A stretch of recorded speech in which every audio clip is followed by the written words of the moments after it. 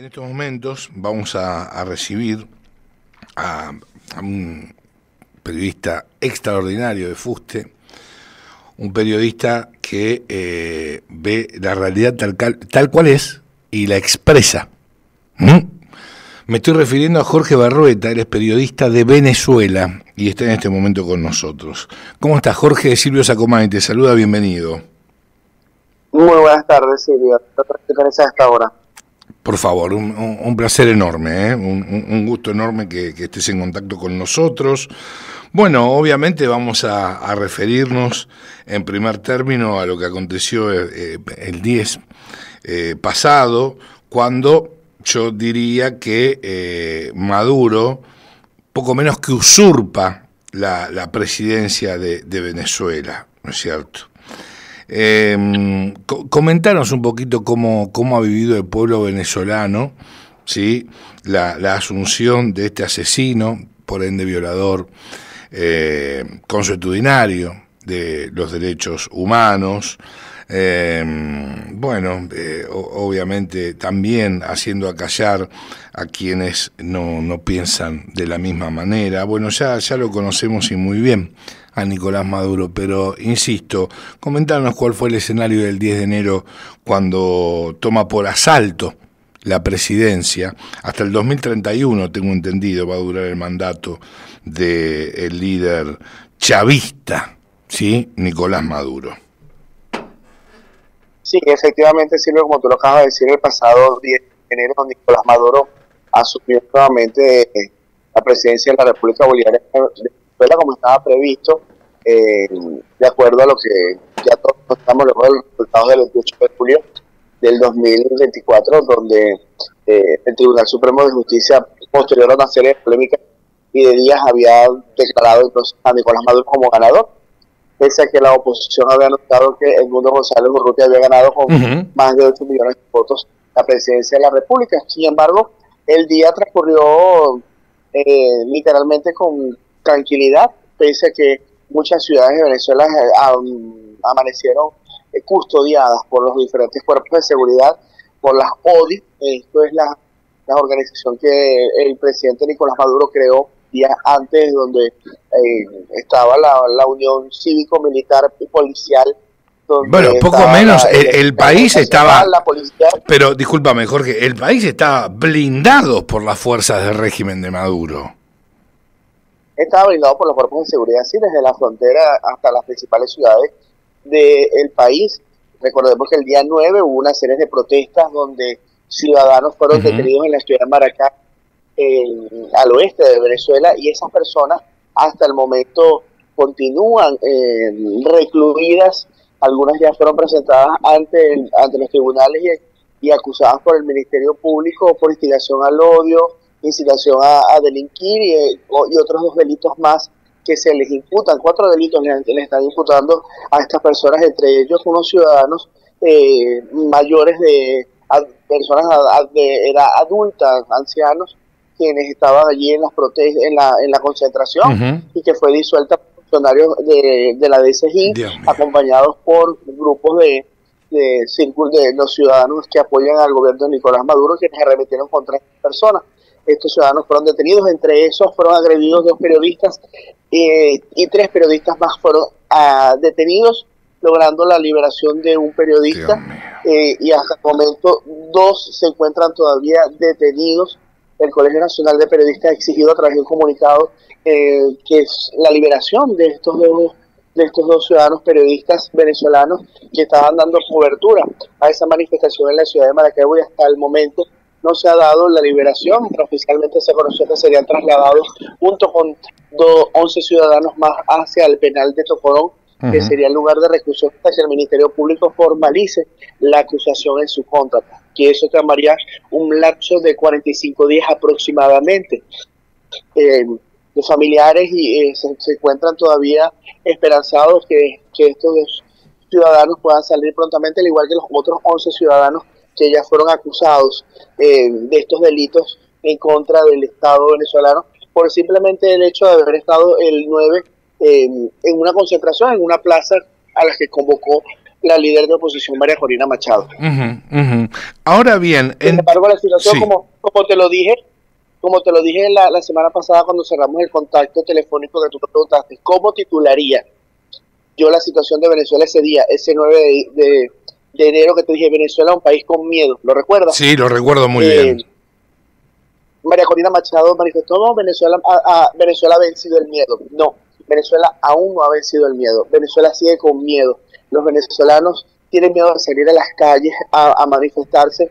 Por eso es que no hubo gran concentración de ciudadanos en las calles el día de la convocatoria de María Corina Machado, porque situaciones como las que están ocurriendo con los cuerpos de seguridad.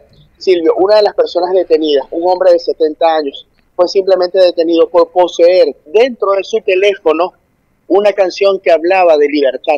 No, para. ¿Lo puedo repetir, por favor?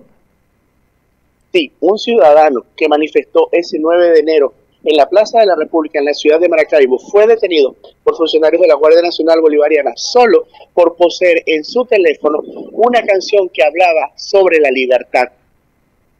No, es increíble. Imagínate al grado que está llegando, donde los cuerpos de seguridad están revisando los dispositivos celulares de las personas en todos los puntos de control. Y si consiguen algo que sea referente en contra al gobierno nacional, son detenidos. Bueno, es una dictadura, no cabe duda, por favor, Jorge, no cabe duda que el gobierno venezolano, usurpado y tomado por asalto en las últimas elecciones por Nicolás Maduro, es una dictadura de las más recalcitrantes y que me despiertan en lo personal asco y repulsión. Sí, correcto. Lamentablemente la situación en Venezuela es bastante difícil para los ciudadanos poderse manifestar y salir a las calles libremente a rechazar al gobierno de Nicolás Maduro, Silvio. Por eso es que yo te decía ese día, Venezuela es un país con miedo.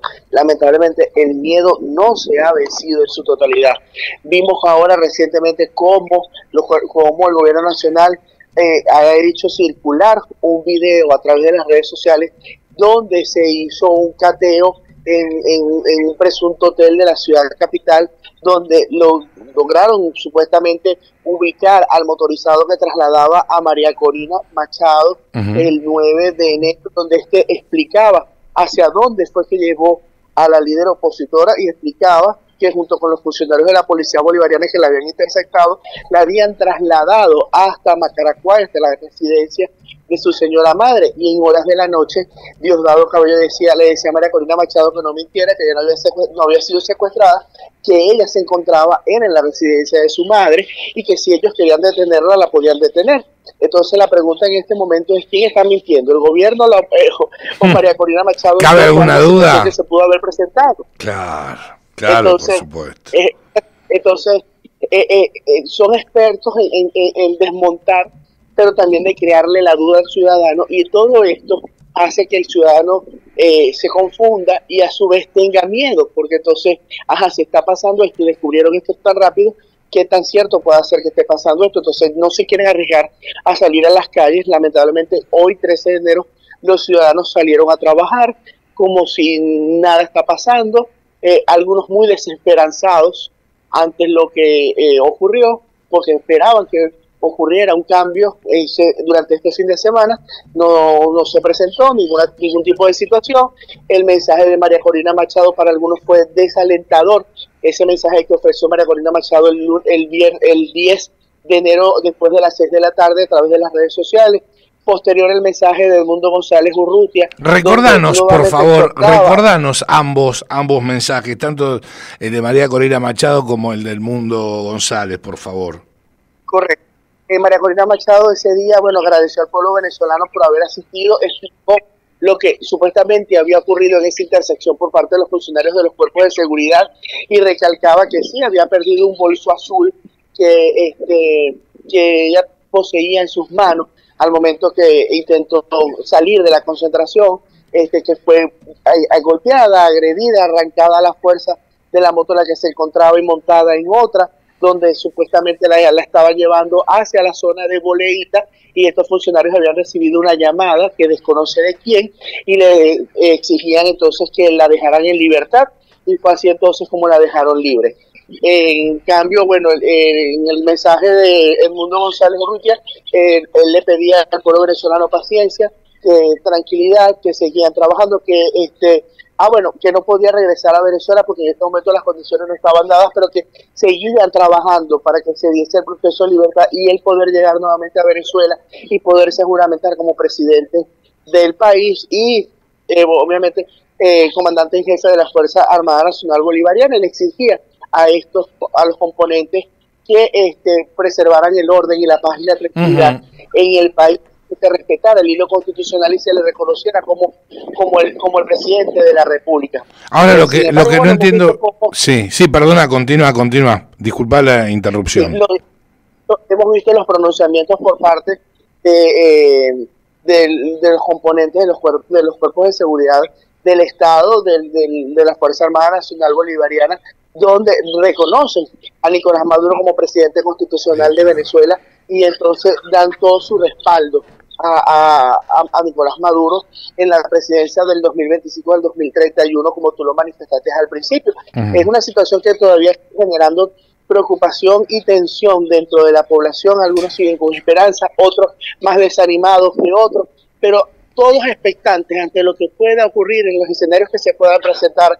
Algunos están esperanzados con la toma de posesión de Donald Trump, para que entonces el presidente norteamericano tome medidas y acciones en contra del gobierno de Nicolás Maduro. Algunos esperan que sean más sanciones, pero esas sanciones no afectan, y ya ha quedado demostrado que no afectan absolutamente nada al gobierno nacional, sino a los ciudadanos venezolanos, porque entonces comienzan a limitar las importaciones y todo un poco de situaciones que ya se habían sobrepasado y que habían de alguna manera buscado la forma de mejorar la calidad de vida del ciudadano venezolano. Entonces, en su momento eso generó desabastecimiento, porque las empresas no podían hacer negociaciones con otras empresas norteamericanas, y ahora se había abierto un poco el compás con el levantamiento de las sanciones, y la economía dentro de Venezuela estaba como que de alguna manera recuperándose, pues estaba resurgiendo un poco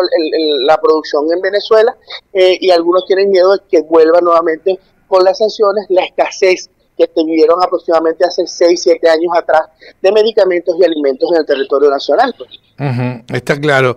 Tengo entendido que solamente dos primeros mandatarios de dos países comunistas, violentos, por ende, y quienes coartan las libertades de los ciudadanos de ellos, me refiero a Cuba y a Nicaragua. ¿Solamente estuvieron esos dos primeros mandatarios? Es decir, entiendo que Díaz-Canel y Ortega.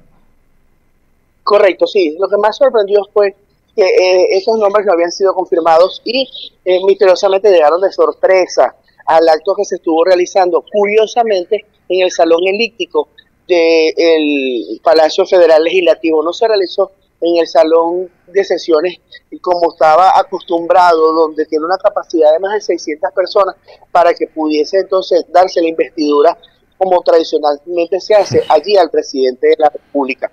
Sin embargo, se realizó en el salón donde reposa las actas originales de la Constitución del Acta de la Independencia de Venezuela, y entonces que es un acto que es un elemento que forma parte del acto protocolar. Luego el presidente es investido en el salón de sesiones del Palacio Federal Legislativo. El presidente hace un recorrido y visita el salón elíptico para abrir el cofre donde están el Acta de la Independencia, dar lectura a esa acta y sellarlo nuevamente dentro del protocolo que se realiza cada periodo presidencial. Sin embargo, el acto fue allí con la presencia de la presidenta del Tribunal Supremo de Justicia, el presidente de la Asamblea Nacional, Elvis Amoroso, que misteriosamente después de varios meses reapareció, presidente del Consejo Nacional Electoral, y otras autoridades que estuvieron allí. Pero lo misterioso de eso es que no hubo presencia del cuerpo legislativo en ese salón. Solamente fue la directiva de la Asamblea Nacional, quienes estuvieron presentes en ese salón y fueron los quienes ejecutaron la juramentación del presidente Nicolás Maduro. Me llama la atención que luego de tanto elogio por parte del presidente también comunista o socialista del siglo XXI, ¿sí? Me estoy refiriendo al presidente de Colombia, el señor Petro, ¿sí? Que no haya asistido, Correcto. ¿no es cierto?, a la asunción de Nicolás Maduro Sin como embargo, presidente. El canciller colombiano había anunciado que enviarían una representación al acto de asunción de Nicolás Maduro. Pero y hasta el momento, bueno, sí, no es lo mismo. no es lo mismo, no asistió Gustavo Petro, pero era como algunos mandatarios le decían a Petro, igual que a Lula da Silva, definan cuál es la situación política de ustedes con el gobierno de Nicolás Maduro. Defínanse, porque estar en aguas grises no define cuál es el contexto en el que ustedes están realmente con la situación que está viviendo en Venezuela. ¿Apoyan o no apoyan? Ya no es momento de medias tintas, es momento de blanco-negro, pero de fin. Era lo que muchos de los mandatarios y exmandatarios que conforman también el grupo IDEA le pedían tanto a Gustavo Petro como a Luis Ignacio Lula da Silva en torno a la situación de Venezuela, porque han mantenido en los últimos meses un lenguaje muy guabinoso en torno a la situación de Venezuela. Te apoyo, pero no te apoyo, me pronuncio públicamente, pero por un lado te apoyo con ciertas cosas, entonces eso es contradictorio, correcto. Claro. Entonces, ya les estoy pidiendo que sean más frontales en torno a la situación. Bueno, porque pero yo tengo acá, mira, por ejemplo, yo tengo acá el mensaje de Petro en apoyo al régimen de Maduro y me parece que de contradictorio, bien digo, no tiene absolutamente nada, todo lo contrario, te diría yo. ¿Sí? Es decir, sí, algunos países le reclaman por ejemplo, a Petro, a Lula da Silva, en fin, que de algún modo se expresen en favor o en contra de Maduro. Me parece que a raíz del mensaje de Petro está todo dicho, es un apoyo súper explícito. Dijo lo siguiente, vamos a recordarle a nuestros oyentes o por lo menos a darles a conocer. Si las elecciones de Venezuela no fueron libres a realizarse bajo el bloqueo económico que se convierte en una extorsión explícita, así arranca el presidente de Colombia. Es importante mantener la tesis del diálogo político más amplio posible en Venezuela y reclamó el levantamiento integral del bloqueo y una nueva posibilidad de expresión libre del pueblo de Venezuela. Es decir que para Petro lo que representa Nicolás Maduro es la expresión libre, ¿entendí bien? Correcto, para Petro, pero sin embargo, su vocero de su gobierno, el canciller de Colombia, siempre ha manifestado que el gobierno colombiano pide que se solvente la situación en Venezuela, que se busquen los mecanismos necesarios para solventar la crisis política en Venezuela y que les preocupa la situación de migración que pueda generar ahora la nueva asunción de Nicolás Maduro al poder. O sea, es una situación bastante contradictoria y bastante hipócrita ante el hemisferio, sabiendo muy bien que el gobierno de Colombia ha recibido en los últimos 5 años millones y millones de dólares para atender la crisis humanitaria de Venezuela con los ciudadanos venezolanos que están radicados en Colombia, que ya va casi al 1.000.000 de ciudadanos que están residiendo en solamente Colombia. Colombia se ha beneficiado económicamente de las arcas internacionales, recibiendo tanto financiamiento para crear programas sociales que supuestamente benefician a la población venezolana y cosas que los mismos ciudadanos venezolanos en Colombia pueden manifestar todo lo contrario. Lo único que pueden recibir es una media legalidad con un permiso temporal de permanencia que les permite transitar en el país sin teniendo pasaporte vencido, sin tener cédula de identidad, pero que les permite tener cierta legalidad y realizar ciertas operaciones, abrir cuentas bancarias, ingresar al sistema de seguridad social de Colombia, que es privado, y poder tener atención médica dentro de todo, pero que realmente no han recibido subsidios, como se dice, donde dicen que algunos ciudadanos reciben un subsidio mensual como ayuda para cubrir sus gastos y necesidades, y que algunos han recibido subsidios para vivienda, cosa que no es así. Quizás un porcentaje de la población de venezolanos que reside en Colombia haya recibido, tanto en el gobierno de Duque como en los primeros días del gobierno de Petro, algo de ese financiamiento, pero no en la totalidad de la población venezolana, porque los mismos ciudadanos venezolanos que están allá organizados en Colombia han denunciado corrupción en el programa de financiamiento de la ayuda humanitaria para los venezolanos de Colombia. Existe un alto nivel de hipocresía, entonces a nivel político y de corrupción en torno a este tema que vos planteás. Correcto. Bueno, esa es una situación bastante delicada. Y sí, por eso Maduro dice que es soldado de Perón.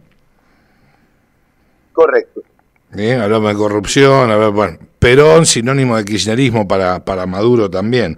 Ahora estaba viendo también los países que han respaldado la asunción de Nicolás Maduro. No me sorprende en lo más mínimo, pero ¿qué países, Dios mío? Rusia, China, Qatar, que yo no sé si estabas al tanto, pero Qatar utiliza como cortina de humo el auspicio y también de algún modo el arengar todo lo vinculado con lo deportivo, ¿no es cierto? Pero yo digo que es cortina de humo porque Qatar es uno de los financistas más importantes del terrorismo a nivel mundial. Correcto, sí. Y recuerda que aquí se ha denunciado la presencia de grupos de Hezbollah, por ejemplo, en la isla de Margarita y en la zona oriental del territorio venezolano. Entonces, y que les ha permitido entonces desarrollar campamentos para lo que sería la formación de estos grupos subversivos que podrían estar infiltrándose en territorio latinoamericano. Bueno, sin ir más lejos, infinidad de terroristas de Hamás y de Hezbollah, pero fundamentalmente de Hamás, ¿sí? Correcto. Contaban con documentación venezolana, tanto con su documento de identidad como con su pasaporte. Y de hecho, fueron muchas denuncias que realizó en su momento el exdiputado de la Asamblea Nacional, Américo de Gracia, quien denunció en una oportunidad que estas personas habían sido entonces nacionalizadas de manera ilegal con entrega de cédulas de identidad y de pasaportes que les permitían entonces a ellos movilizarse por el continente latinoamericano como si fueran ciudadanos venezolanos, nacionalizados, naturalizados, inclusive muchos de ellos haciéndoles creer a los países que fueron nacidos en Venezuela, y sin embargo no era esa su situación. Fueron ciudadanos que nacieron en Oriente Medio y que fueron simplemente nacionalizados aquí en Venezuela para que pudieran tener libre incursión por el territorio latinoamericano, y es una situación que es bastante preocupante tanto para el gobierno de Estados Unidos como para los países aliados al bloque norteamericano.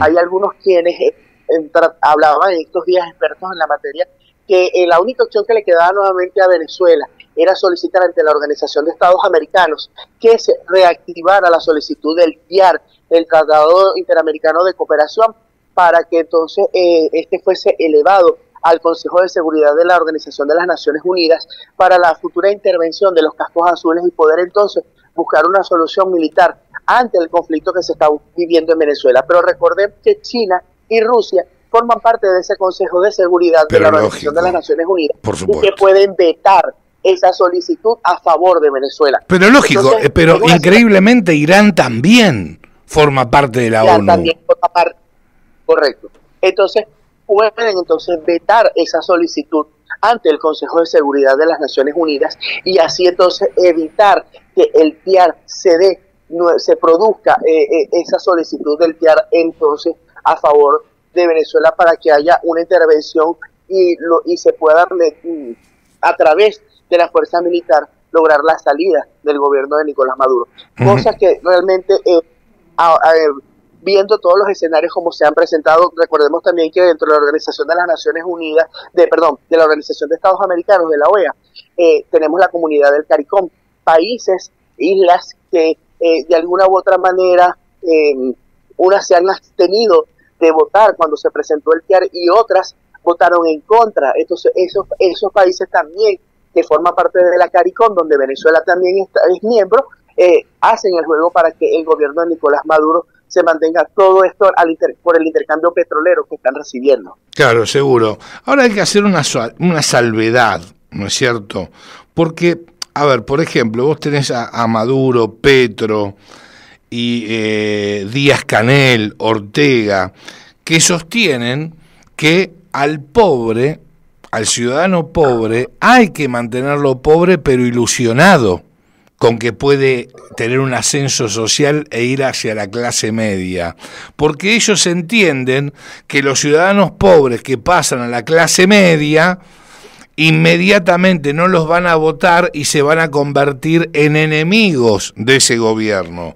Vos fijate de lo que estamos hablando. Pero otro punto que quiero abordar, que no me parece abordar, digo. Otro punto que quiero abordar, que también es muy peligroso este mensaje de Petro, porque indudablemente no tiene presente o desconoce la diferencia que existe entre un bloqueo y un embargo, ¿no es cierto? Venezuela no es un país que tenga un bloqueo por parte de los Estados Unidos.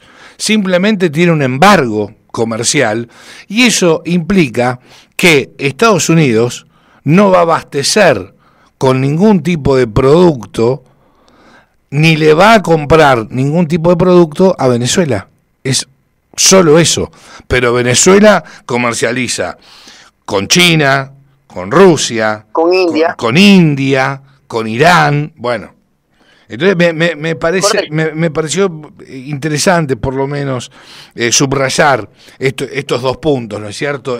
El más grave obviamente es el que comenté en primer término, de mantener a los pobres pobres, porque son los que los van a seguir votando, ¿no es cierto? Fue lo que pasó durante el kirchnerismo aquí en Argentina, mantenidos por los distintos subsidios, generando esclavos, en torno a que si recibían una chapa o un colchón o un kilo de pan, los tenían garantizado el voto desde las filas del kirchnerismo, desde ese espacio, ¿no es cierto?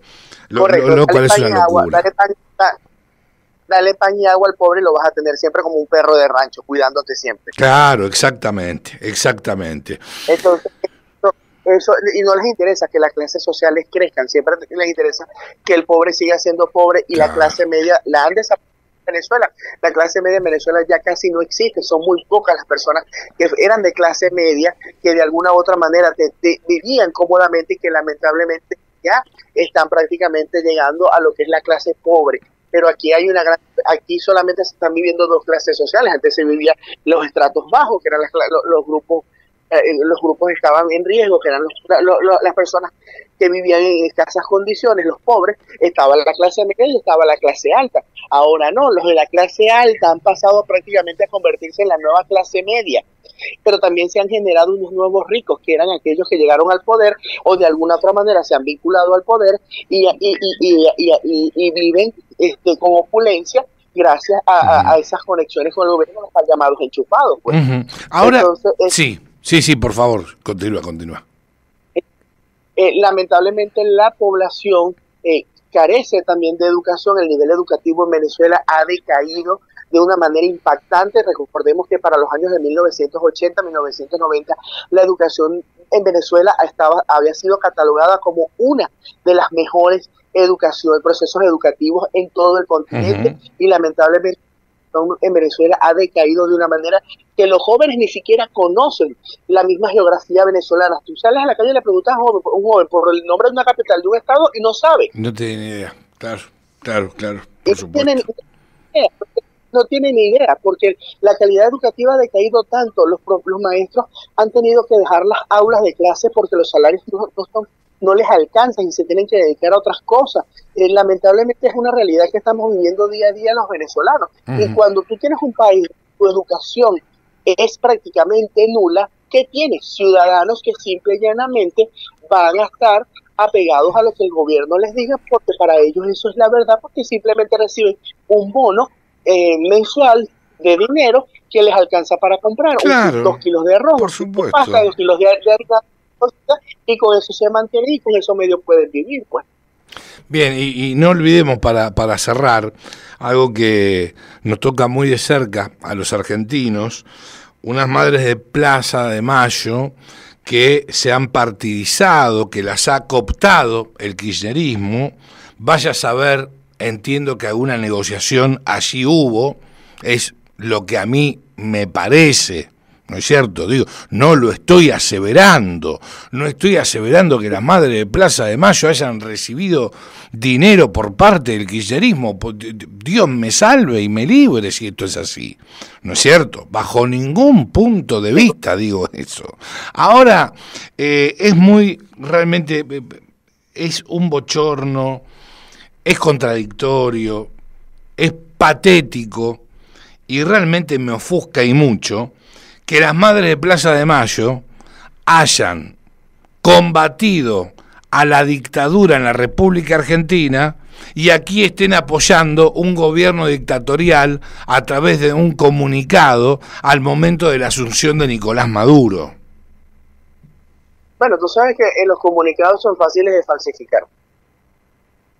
Así es simple. Tú sabes que los comunicados son fáciles de falsificar. No fue este caso, no fue este el caso. Las madres de Plaza de Mayo, desde que el kirchnerismo, ¿sí?, las cooptó como abuelas de Plaza de Mayo, ¿sí?, siempre se manifestaron a favor de Maduro. Esto no es una fake news, esto es real. Bueno, situaciones que pasan en esta ilógica movida política por Latinoamérica. No lo puedes entender. Lamentablemente, y son incongruencias que se presentan a veces, pues.